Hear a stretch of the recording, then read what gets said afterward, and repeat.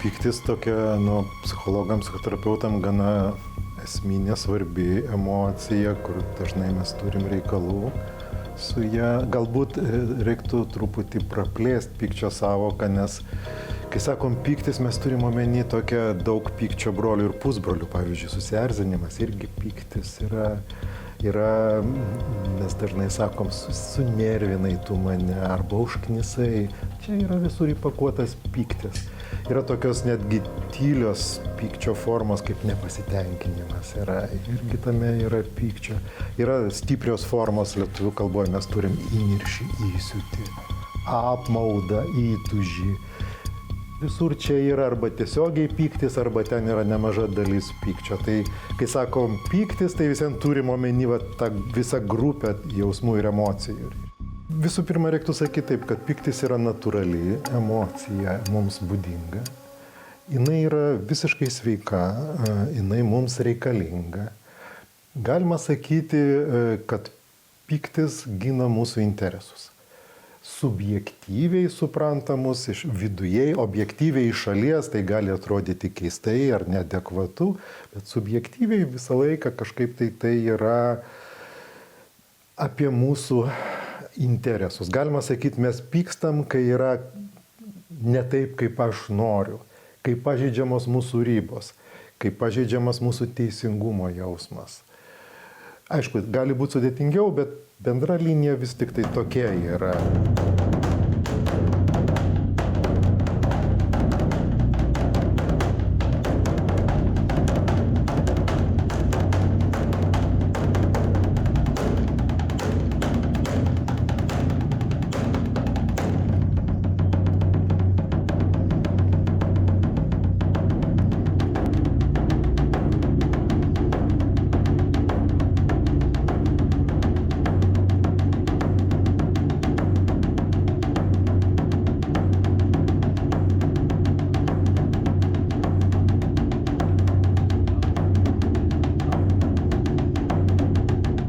Budizme nemažai kalbam apie pyktį.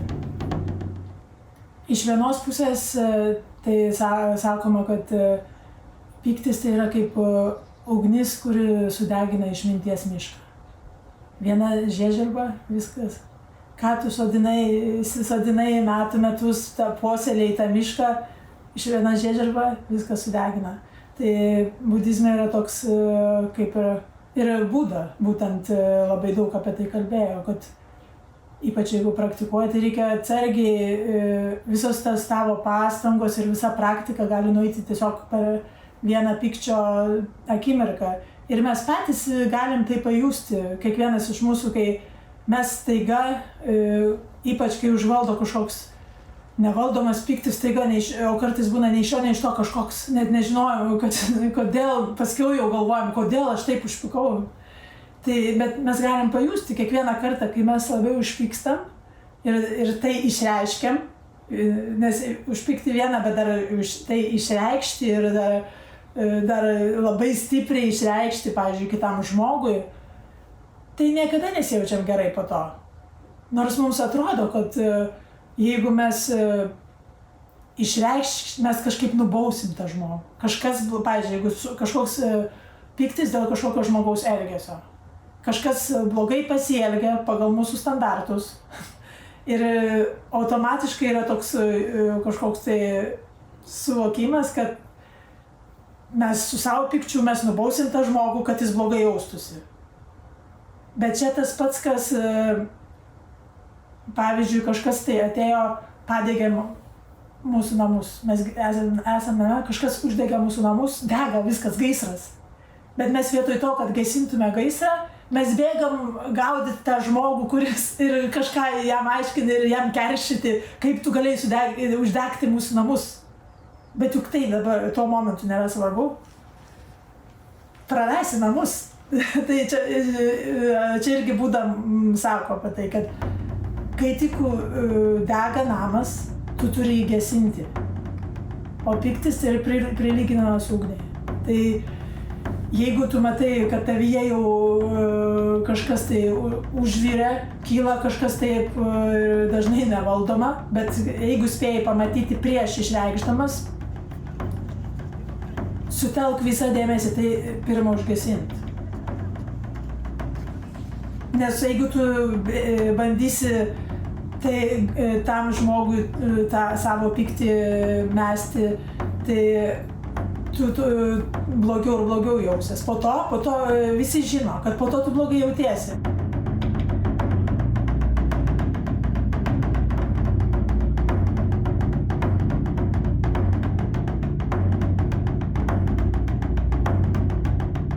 Pyktis išreiškia mūsų subjektyvų savo interesų supratimą.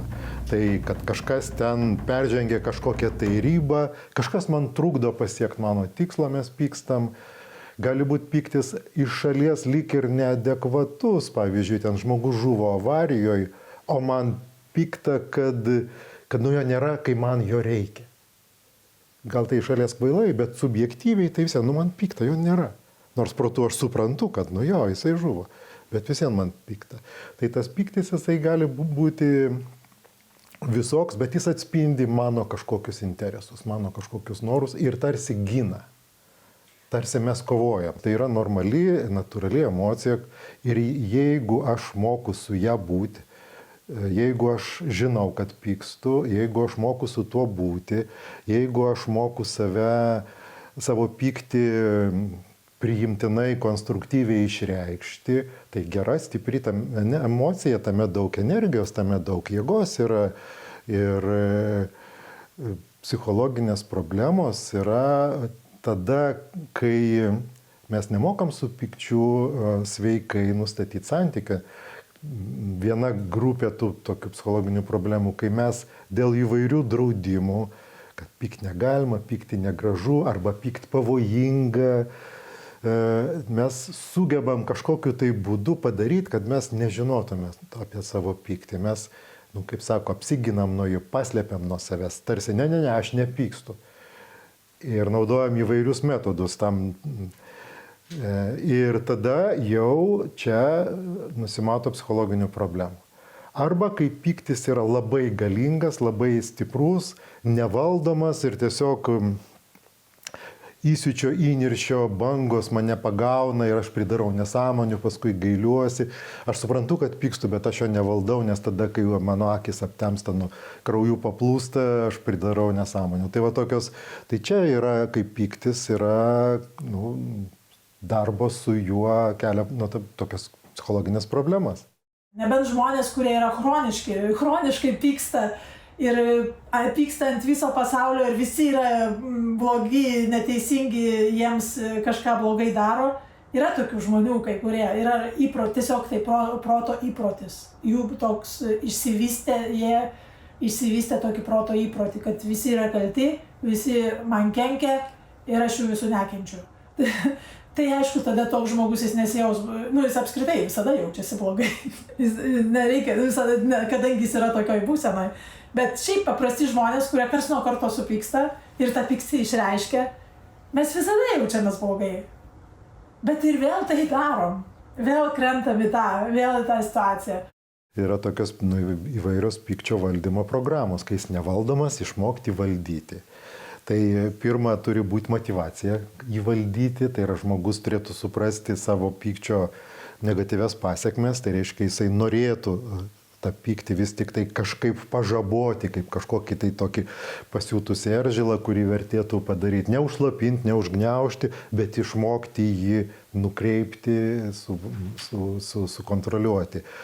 O po to jau yra kažkoks tenai konkretesnis darbas. Pradžioj reiktų tą momentą pagauti, kai įsiūtis, pyktis, įniršis ima prabūsti tam tikrą prasme ir kažkaip tai pamatyti, kad jau tuoj bus, jau aš pridarysiu, sproksiu, jau ateina sprogimo banga.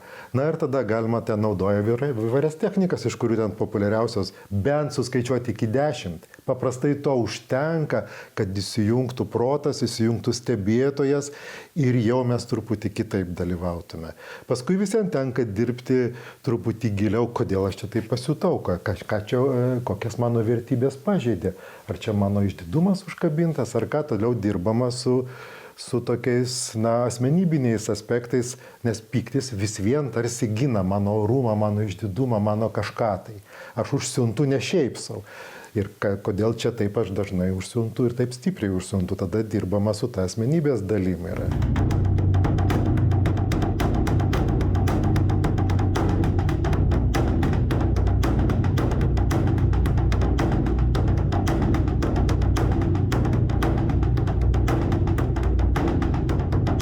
Vienuoliai, aišku, kad irgi pyksta.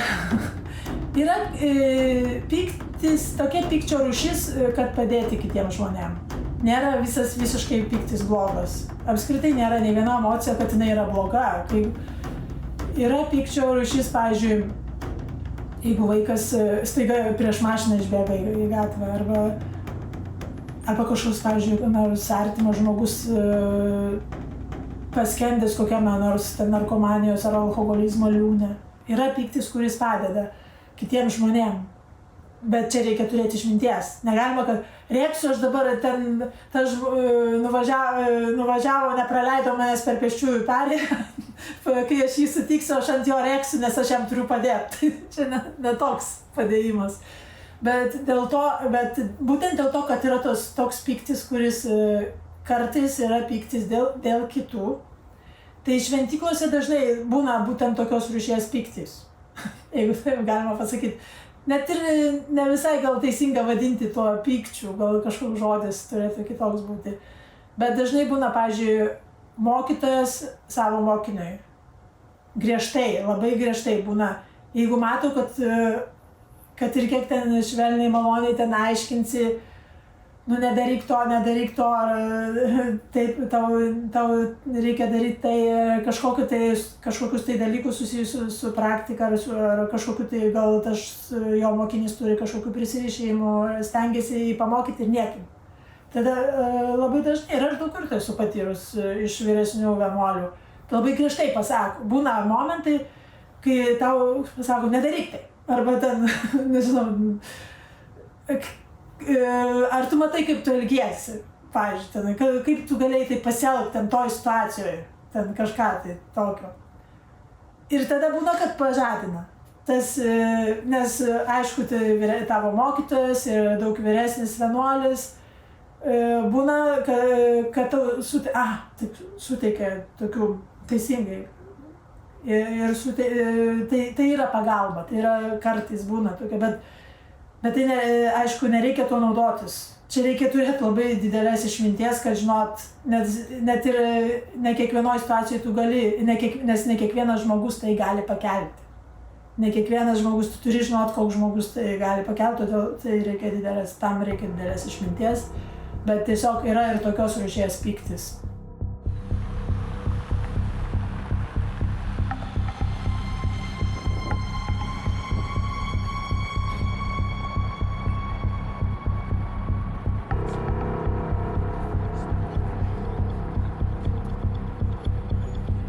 Psichoterapijoje iškyla klausimas, kaip nuimti draudimus pykti ir kaip padėti žmogui pripažinti, ką jis iš tikro jaučia, kad jis atsakytų kai jau pasimato, kad jis vis tik tai pyksta, tai atsakytų į tos pagrindinius pykčio klausimus, ant ko pyksti, už ką pyksti, už kokį elgesį, už kokius žodžius, arba už kokio elgesio nebuvimą pyksti. Ir toliau yra, taip sakant, darbas su savo jau poreikiais, savo norais, savo varomis, kas yra nepatenkinta, kokie poreikiai tavo yra signalizuojami. Ir jeigu giliau, dar toliau dirbti, tai kaip vis tik tai su tuo pykčiu būti, kaip pradžioje, jeigu pykčio būna daug, tai reikia išmokti jį nukrauti. Jeigu jau ten iš praeities tokios užtvankos pykčio didžiulės, tai kaip tą pyktį nukrauti, tai ten visokių yra tokių technikų, ten kaip iki ten primušti pagalvę arba išsiriekti miške arba parašyti ten piktą laišką ir taip toliau, tokios tiesiog nuimti, o paskui žiūrėti, ką daryti su tais nepatenkintais poreikiais.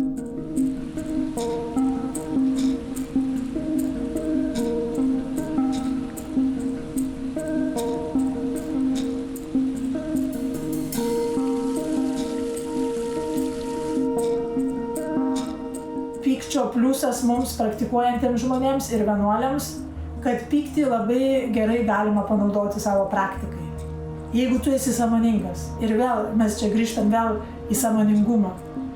Momentas po momento labai svarbus sąmoningumas. Ką aš darau dabar, kas aš esu, kodėl tai darau. Ir labai dažnai, tada būna, labai dažnai galima pamatyti tai būtent su vienuoliais, kurie ilgą laiką vieni praktikuoja. Ir tada apgaulingai galvoja, kad kažką pasiekė. Arba net ir žmonės, kurie yra žmonės pasauliečiai, kurie šiaip vienas gyvena, vienas praktikuoja ir nemėgsta būti su grupe praktikuoti. Ir tada atsiranda tas apgaulingas pojūtis. Va, man nei pyktis kyla, o atsisėdus iš karto taip gera. Ir galvoji, kad čia turbūt bent jau kažkiek tai tikrai pasiekiau, reiškias. Pykčio taigi nekyla, anksčiau būdavo, dabar ne. Bet irgi čia yra toks chrestomatinis pavyzdys, dažniausiai, kai tie vienuoliai nusileidžia į visuomenę, kažkokia yra situacija, ten reikia, pavyzdžiui, su kažkokio valdžios struktūrom susidurti, kažkokius tvarkytis dokumentus, nes ir vienuoliai to negali išvengti. Pavyzdžiui, jeigu gyveni ten kažkokioj šaly, užsienio šaly, karts nuo karto tau reikia darytis vizą. Pavyzdžiui, vizą. Ir tu ten sėdi, debesyse plauki, bet tai nusileidi į miestą ir ten kažkas viskas ne taip, kaip ten laukti eilėj 5 valandas, o po to pasako, kad čia buvo neteisinga eilė, arba kad tu jau pavėlavai šitą vizą ir tau reiks išvažiuoti iš šios šalies. Ir pamatai, kad to pykčio iš tikrųjų ne tai, kad jo nebuvo, jo tiesiog nebuvo situacijų, kad jis pasireikštų. Tada pamatai, kad kiek visko iškyla. Dėl to labai gerai yra iš tos pusės, nes tas pyktis leidžia tos situacijos, tokios, kurios išjudina kažkokius dalykus, leidžia tau pamatyti, ką tu dar turi. Nes šiaip jie gulės, nereiškia, kad tu neturi to pykčio.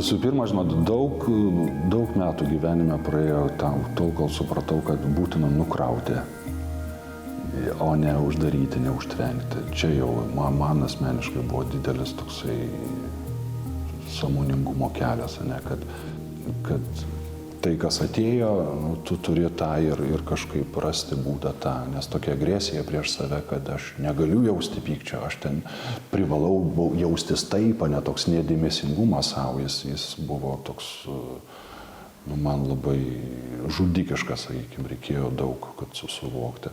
O tada tos elementariausios formos, visada santykiai su artimai žmonėmis, kalbėjimas apie tai, kaip tu jautiesi, ką tu išgyveni, neskubant uždėti moralinio vertinimo, ne, kad tu turi taip mąstyti, tu turi taip elgtis. Ne, taip kaip dabar jaučiuosi, taip yra gerai. Turiu teisę į visus savo jausmus, į visą jų paletę.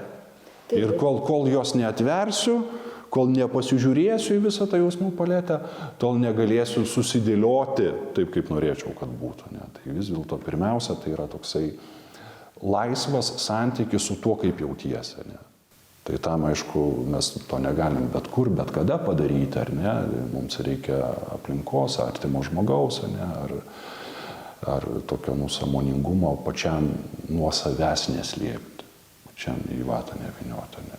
Santykis visada yra, turbūt vienas svarbiausių dalykų. Paskiau mes jau galim kalbėti, ir apie muziką, apie sportą, apie vaikščiojimą, apie gamtą, visos tokios, bet man regis vis dėlto pokalbis yra, pirmas.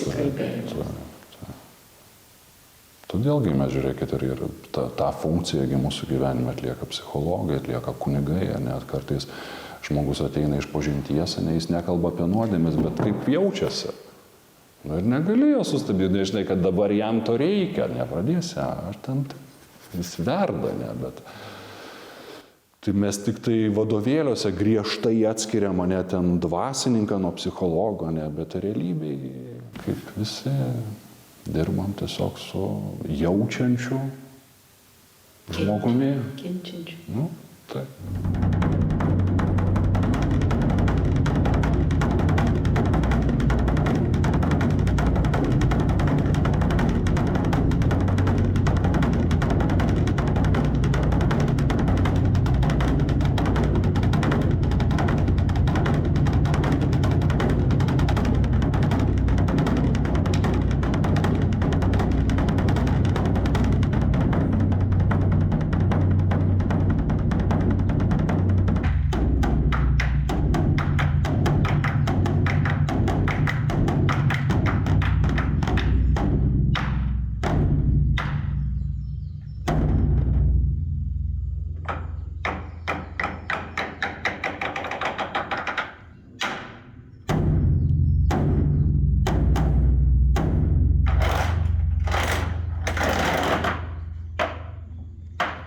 Praktikuojantis žmonės kiekvieną tokią situaciją, kiekvieną sudėtingą žmogų, kuris atrodo mums būna ir vienuoliams, būtinai šalia sėdi vienuolis, kuris labai nervuoja. Bet mes į tokius žmonės žiūrim kaip į mokytojus. Tuos žmonės, kurie mums iškelia kažkokią ar pyktį, ar agresiją, ar kažkokią visokių, mes visi turim savo bagažus. Jeigu mes susiskutam galvą ir išeinam į vienuolyną, tie bagažai niekur nedingsta. Jie vis tiek su mumis ir mes turim dėti pastangas, kaip juos pamatyti ir kaip juos paversti į praktiką.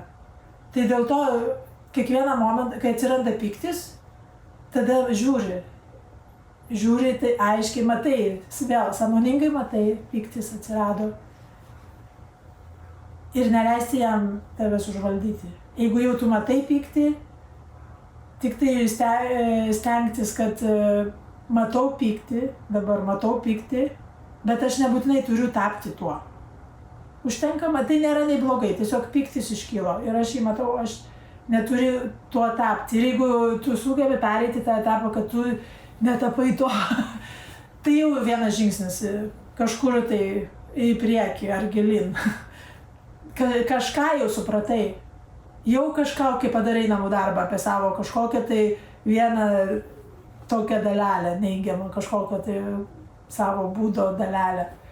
Tai dėl to kiekviena tokia iššūkis, kiekvienas atrodo nemalonus iššūkis, nemaloni situacija, gal, tarkim, nemalonus žmogus, neišvengsim, kartais atrodo, tenka sakyti, kad tai nemalonus žmogus. Visa tai yra praktika ir visa tai jie yra mokytojai ir kaip tik kai iškyla pyktis arba atsiranda toks žmogus, kuris ant mūsų rėkia, tai kaip tik yra labai naudinga pasakyti ačiū. Tai jokiais būdais netiesiai, nes tada čia labai arogantiškai atrodo tam žmogui dar labiau čia nuipykčiau. Viduje pasakyti ačiū už tą situaciją. Tai yra man mokymas ir tai yra praktika man. Kiekvieną tokį dalyką, iš tikrųjų, kiekvieną tokį neigiamą dalyką mes galim panaudoti praktikai, kažką daugiau suprasti apie save, savo tos tokius mechanizmus proto ir savo tų emocijų mechanizmus. Ir kuo daugiau mes juos suprasim, tuo jie mažiau mus valdys. Jeigu mes matysim, pavyzdžiui, kad kiekvieną kartą, kai mes nueinam pas mamą savo ir mama sako, kiekvieną kartą, kai jinai pasako, kodėl tu dar neturi antros pusės ir mums iš karto tiesiog iki čia užkyla pyktis. Bet jeigu mes tai aiškiai matysim, kiekvieną kartą sąmoningai, ir tai kiekvieną kartą, kai mes susitiksim su mama, mes jau būsim pasiruošę, mūsų neužklups toks. Tai ir svarbu, jeigu tas ir pajuntam tą vidinį tokį pyktį, neišreikšti jo. Nes tai, aišku, ir neužgniaužti, nebandyti ten su juo kovoti jokiais būdais, bet tiesiog irgi pastebėti, kaip ir bet kokią emociją, matyti ir tiesiog stebėti ir nuplaukia, tada nuplaukia iš lėto. Bet kai tu išreiški, tai tu tikrai sudegini tos tavo, jeigu, pavyzdžiui, ar praktikuoji, ar nepraktikuoji, bet ir šiaip ir santykiams labai pakenkia. Ir šiaip paprasčiausiai tiesiog tarp žmonių santykiams, jeigu rimtai išreiški savo kažkokį pyktį ar kaimynei, pavyzdžiui, tai labai sunku vėl grįžti tuos gerus santykius, kuriuos tu turėjai. Tai dėl to ir taip sako, kad viena pykčio ta žiežirba, kažkokia ugnelė sudegina visą išminties ir kažkokios dorybės mišką. Todėl tas išreiškimas reikia stebėti, kad nebūtina jo išreiškinėti, bet priimti. Priimti, taip, tai yra pyktis, priimti, bet nereikia tuo tapti.